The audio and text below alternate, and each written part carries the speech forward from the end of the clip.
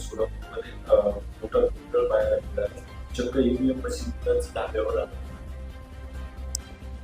काल झालेल्या जिल्हा परिषदेमध्ये सोलापूरमध्ये ईव्हीएम मशीन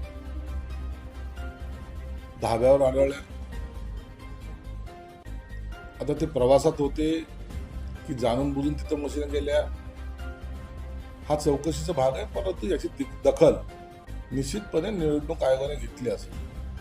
म्हणून आता नेमका प्रकार काय हे त्या अधिकाऱ्यांनी स्पष्टीकरण दिल्यानंतर लक्षात येईल. उपमुख्यमंत्र्यांचा अपघाती मृत्यू 10 दिवस झाले, पण त्यात आता वेगवेगळेच दावे संशय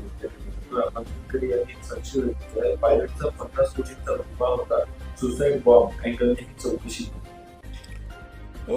अजितदादाच्या मृत्यूनंतर जे काही दावे प्रतिदावे होत आहेत, काही आरोप होत आहेत, खरं तर याची चौकशी चालू आहे. आणि जेव्हा चौकशी चालू आहे तर त्याच्यामध्ये आपलं काही मत किंवा आक्षेप नोंदवायचा असेल तर आपण तो पोलिसाकडे नोंदवला पाहिजे, त्याला ऑब्जेक्शन नाहीये. परंतु रोज एक अजितदादांचं जाण्याचं दुःख कमी आणि ह्या आरोपाचे फायदे जास्त चढत चालले, ते राजकारणासाठी बरोबर नाही. तुम्हाला जागा दिलेली आहे की तर तिथं मांडायला तुमचं मत काय असेल. त्या विमानाचा विमा 50 कोटीचा होता असं कळतं. आता पायलटचा विमा 50 कोटीचा होता, एक नवीनच आता येते समोर येते. म्हणून या सगळ्या गोष्टीचा चौकशा जरूर होतील. सीआयडी चौकशी करते, आणखीन कोणती एजन्सी चौकशी करत असेल, परंतु आता याच्यासाठी थोडा अवधी लागेल. त्या अवधीनंतरच या सगळ्या गोष्टीचं स्पष्टीकरण होईल. सोशल मीडियावर आणि गाव खेड्याच्या पारावरचे त्या नंबर तर त्याच्यामध्ये अजित पवार जिवंत आहे, ते 10 तारखेला अपघात येते असं म्हणजे सोसायटीचा खूप मोठ्या प्रमाणात या सगळ्या गोष्टीचं आपल्याला पाहायला मिळतं. हे बघा, सोशल मीडियावर नेमकं आता कधी काय येईल ना याचा काही भरोसा राहिलेला नाही. काय चर्चा घडतील, कशाच्या बाबतीत घडतील, आणि म्हणून आता हे सोशल मीडियाचा लोन हे सर्वसामान्य माणसाला कन्फ्युजन जास्त करतं. याचा सगळा खुलासा झालेला आहे.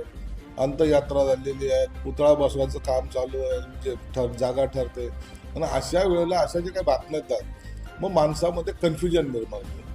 म्हणून परंतु आता जी झालेली दुर्दैवी घटना आहे त्याच्यावर आता अशा प्रकारची वाच्यता करणं योग्य नाही. राष्ट्रपतीचा आमदार आहे, तरी तो म्हणतात की अजित पवारांच्या विरोधात जो पायलट होता त्याने इंट्रोड्यूस केले गेले. आता हा नवीन शोध लागलाय, मला माहित नाही. या बाबतीमध्ये तर अजितदादांच्या बद्दल बोलणं मला वाटतं आता गैर आहे. अशा प्रकारचे आरोप करणं सुद्धा गैर आहे. मोहन भागवतांचं एक वक्तव्य आहे, संघाचा संचालक हिंदू असेल, मग तो एससी असो किंवा एसटीचा असो. संघाचं एक आपलं धोरण असतं, संघाचे निर्णय ते स्वतः घेत असतात.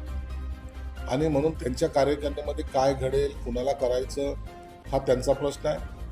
परंतु एवढं मात्र निश्चित आहे की ह्या संघाच्या कार्यकारिणीमध्ये इतरांचा हस्तक्षेप नसतो.